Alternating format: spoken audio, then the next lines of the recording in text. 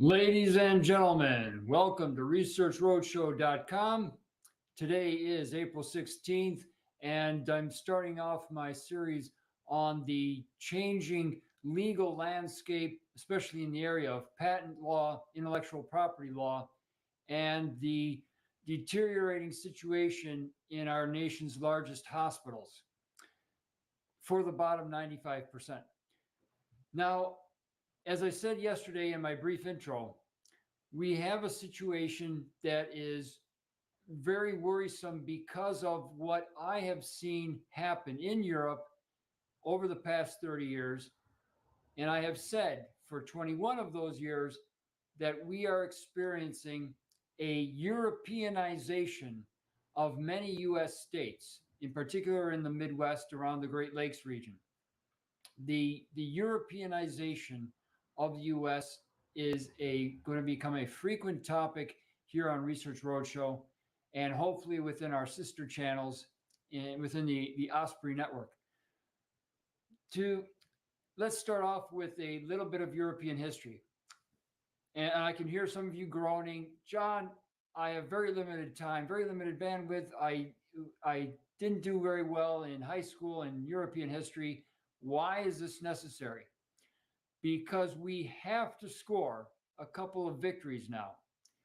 We have the deep state, the deep state in many parts of the world is winning. It's not over, but they are winning right now. We have to score here in America a couple of victories, and keeping your children or keeping under the age of 50 out of the hospital.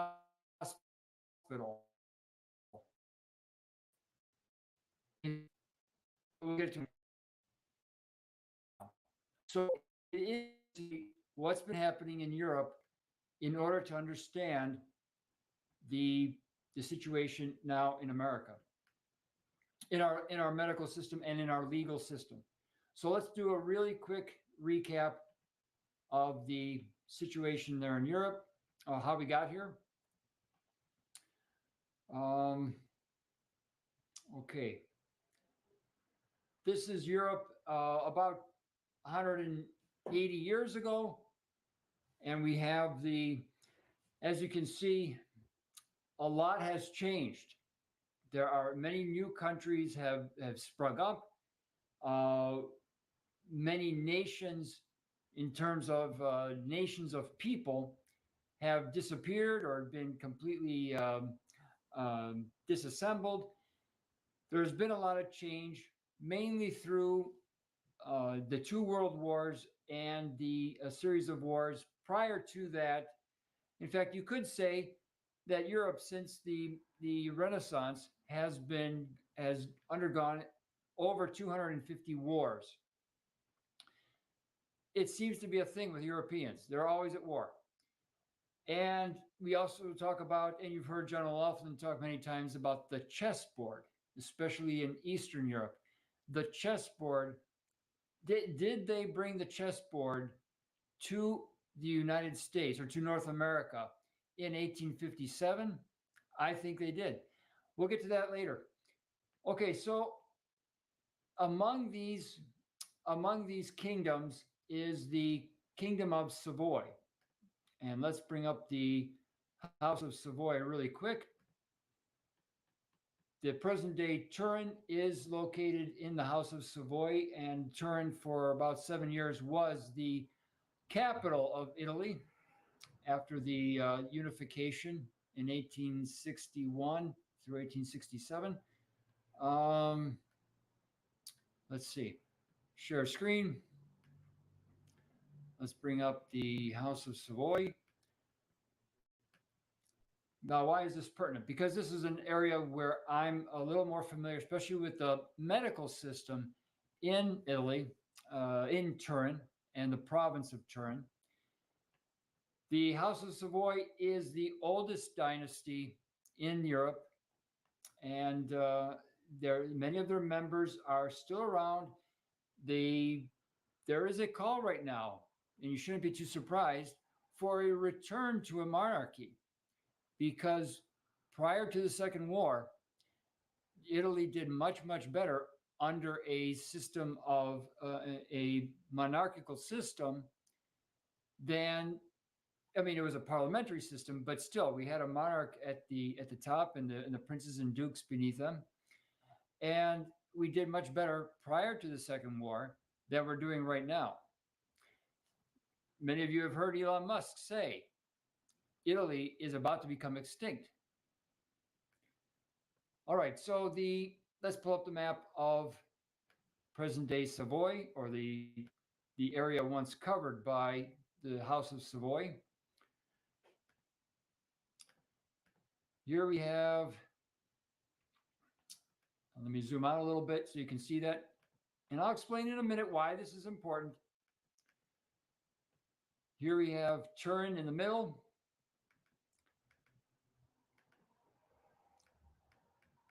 And to the west, we have the French border. We have Chambéry and Grenoble up here in the upper left. And 40 kilometers to the west, we have Lyon. So this is the area, most of the area covered by the contiguous House of Savoy, Kingdom of Savoy, up until around 1850. Now, in the lower right, you'll see a little town called Alessandria. Oh, sorry about that. A little town called Alessandria. Let's bring that in to the picture. Now, Alessandria was on the outskirts of the House of Savoy, and they were always regarded as like second-rate citizens. I mean, the people of Turin and to the west of Turin didn't look favorably on the people of Alessandria. They were half a notch below in terms of status. And why is that important to the U.S. hospital system? Well, because starting around 1820 in Europe, in many parts of Europe, not all of Europe, but in many parts, there was a growing movement called the eugenics movement. The idea that we could, through science, make mankind better. And yes, I know some of you are saying, oh, no, John, the eugenics movement in Europe started in 1926. No, it started in 1820. If you want to disagree with me on that, get in touch with me and I'll explain why. So the problem with Alessandria, and the reason I bring it up tonight, is that in 1993, a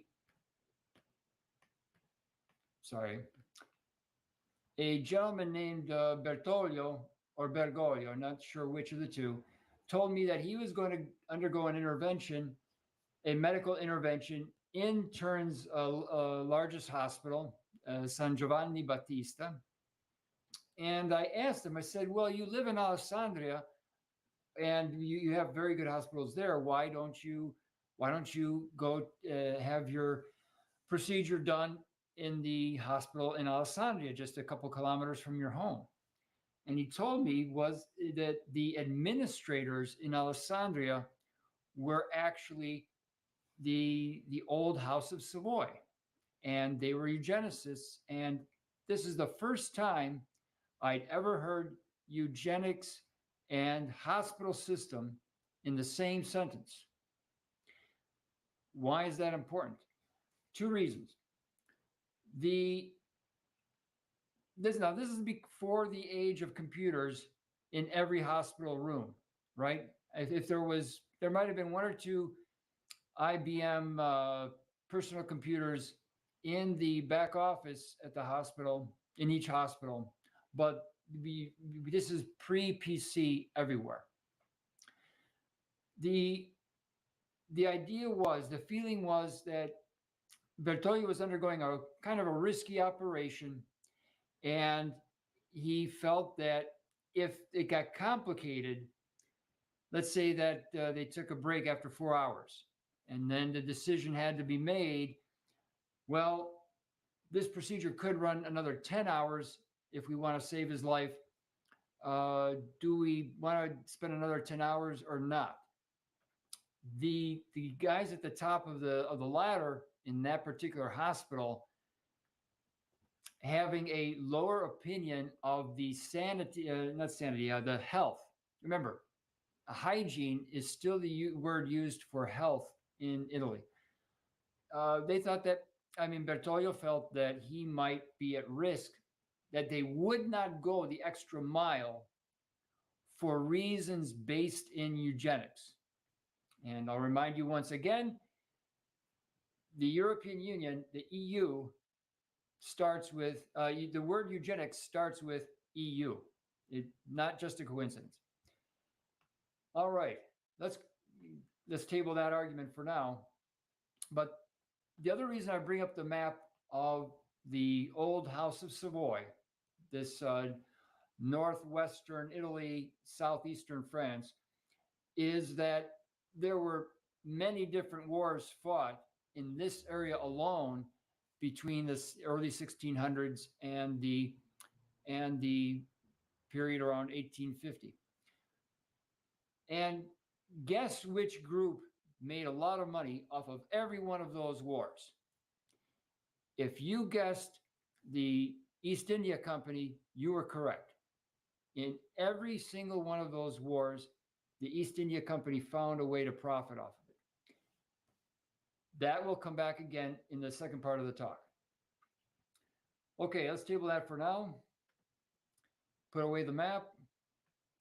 And let's get to the heart of the discussion. Now,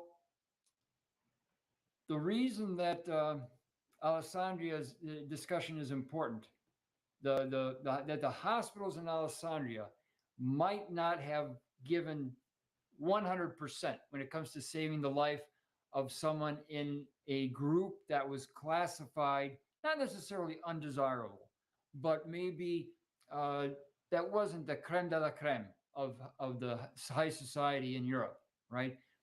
This attitude becomes more and more prevalent up until around the late 1920s, early 1930s.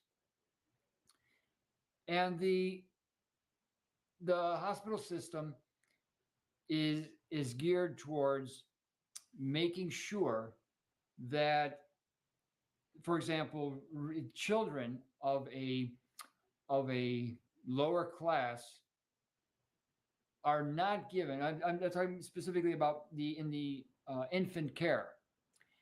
The infants born to a lower class family might not be given the same level of care as infants born to the top 5%, right? And so the eugenics based philosophy is found in many nooks and crannies of this wobbly system. Okay, it's not like there is a one major brass plate on the door when you walk in saying, attention, you're going to get a lower class, the lower level, the lower you are on the social economic bracket, the lower your level of care here at this hospital. It's hidden. You could almost say that there's a hidden hand somewhere that determines the quality of care.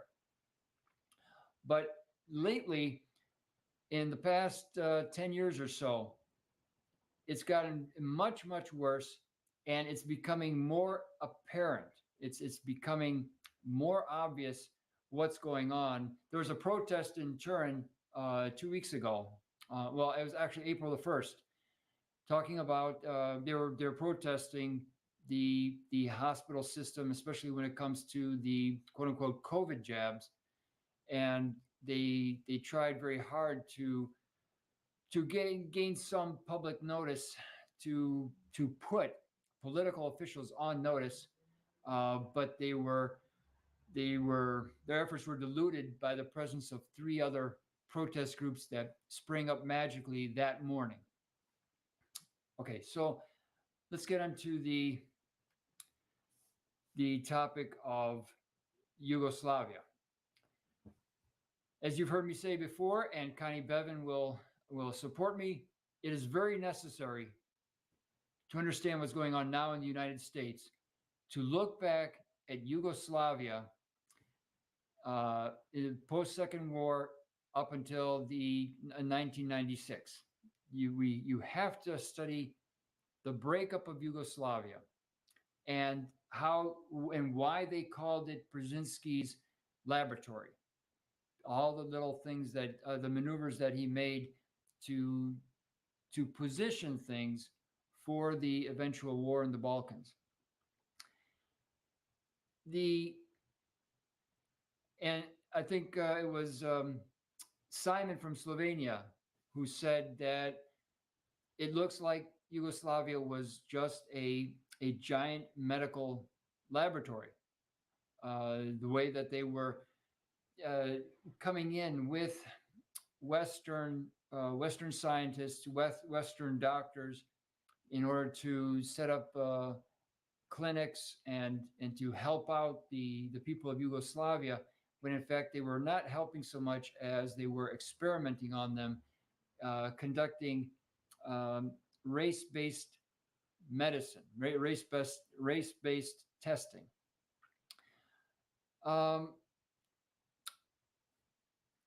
Since we're on the topic of Yugoslavia, I remind everybody that this guy, let's bring up his photo. I'm sure many of you will recognize him. He was very popular in 1967. Where did I put it? Okay, here we go.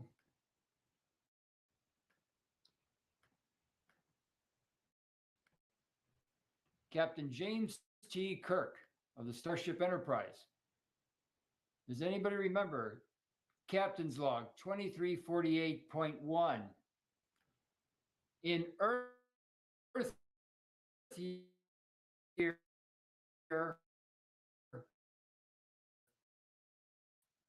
90 wars. This is almost 30 years before the actual war in the Balkans. Captain James T. Kirk predicted it. He was very close.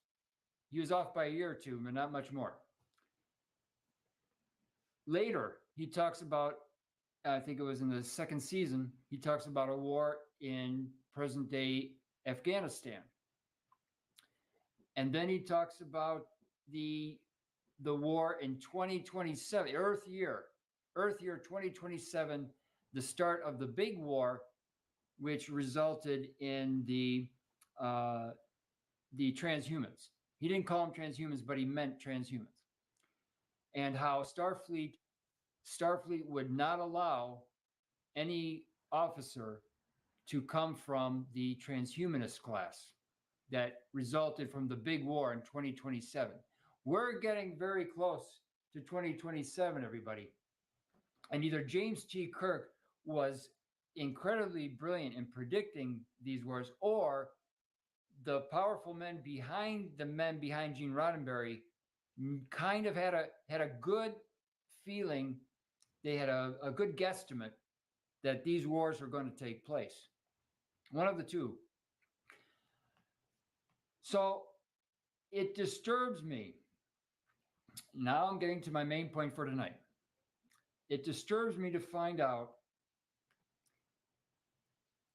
in late 2019, early 2020, how many of the people at the top in the Italian Ministry of Health and in the European Commission for Health and what do they call it? Safety, sicurezza.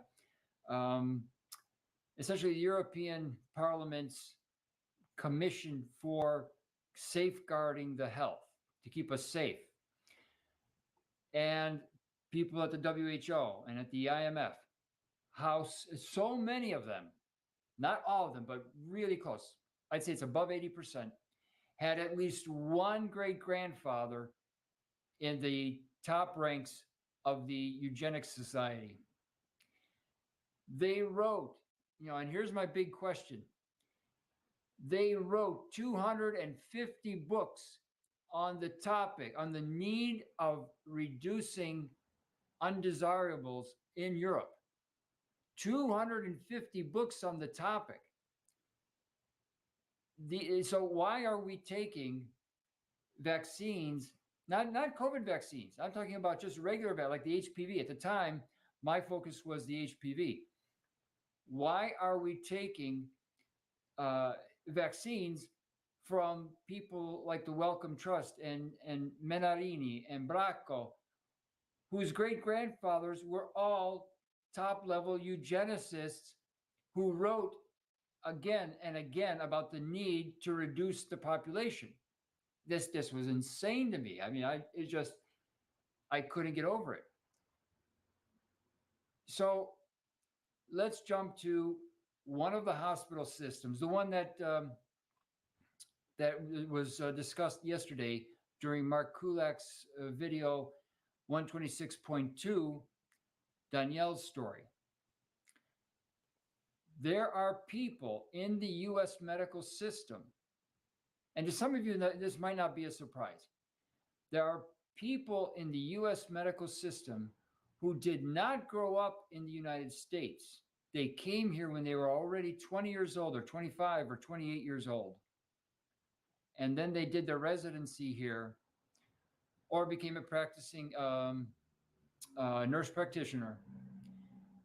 And they are in every ward of every hospital, major hospital in the United States. Now, I can't tell you if there are 10% or 20% or 30%, but at the hospital that I know best, the San Giovanni Battista in Italy, a large number of them went to do a tour in the United States for 5 to 10 years before returning back to Turin, or Milan in this case. So they were good doctors and good nurses, but they don't have a vested interest. When they come to a New York City or to Chicago, they don't have as much of a vested interest in taking really good care of patients there as someone who grew up in New York or someone who grew up in Chicago. I hope this is clear. I'm not accusing any of them of malfeasance, of malpractice. I'm just saying you're not going to get the same level of care from someone who spent the first 25 years of her or his life outside the United States. You're going to get much better care from someone who grew up in your neighborhood. When I was growing up in Ohio, my doctor lived like literally 10 doors down from me. I knew his kids. He had a reason. He had a vested interest in giving me the best care. And obviously, Danielle's doctor, in last night's story, Danielle's doctor and or one of the nurses may not have had that same level of, self-sacrifice, of going over the top to make sure Danielle got the best care.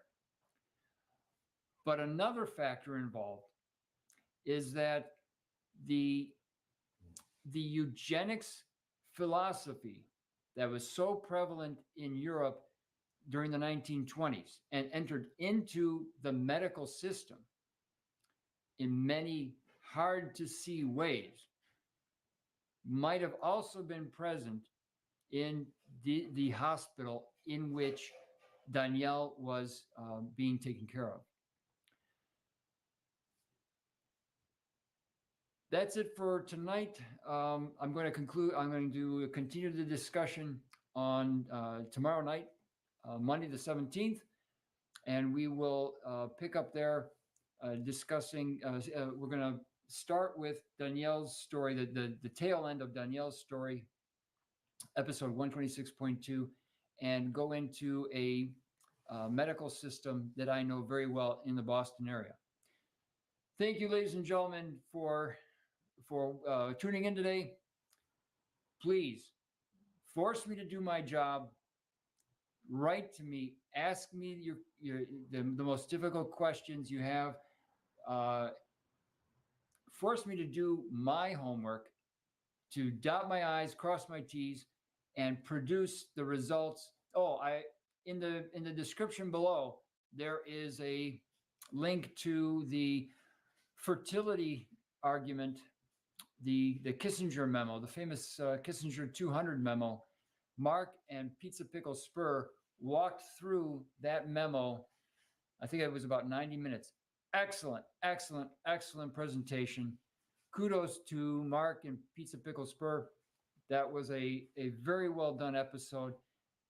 I underlined the 50 mentions in Kissinger's memo about the need to reduce fertility among certain classes of Americans.